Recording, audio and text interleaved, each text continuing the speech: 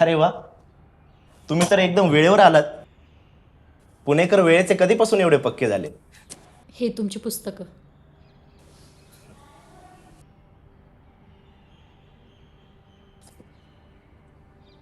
काय झालं? Mood off आहे का तुमचा? तुम्हाला तुमची पुस्तकं मिळालीत ना, मला पैसे पे करा. अहो देतो ना. मी काय कुठे पळून चाललोय का? द्या मग. पण आधी सांगा तुमचा मूड का ऑफ आहे? माझा मूड कसा का असेना, तुम्हाला काय करायचं त्याच्याशी? तुम्हाला तुमची पुस्तकं मिळालीत ना, मला पैसे द्या.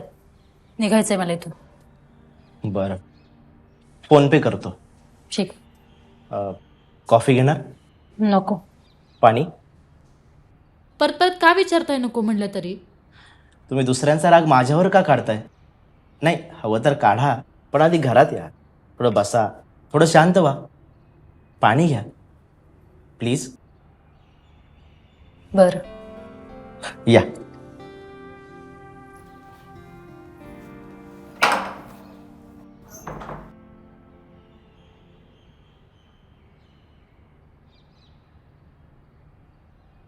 आणखी देऊ?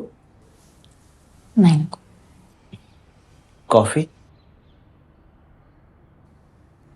तुम्ही अशी चिडचिड का करताय? काही प्रॉब्लेम आहे का? नाही म्हणजे मी विचारू शकतो ना, तेवढा अधिकार आहे ना मला. आईचं वागणं हल्ली खूप बदललंय हो. नानांना ब्रेन ट्यूमर आहे. ते त्यांच्या आजाराशी लढत आहेत.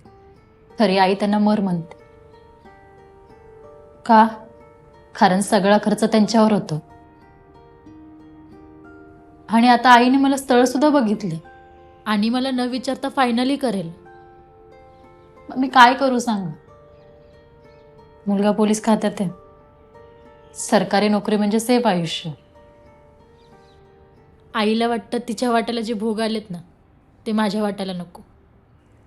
म्हणून सरकारी नोकरदार. आणि सरकारी नोकरदार मिळावा अशी माझी लायकी कुठे हो?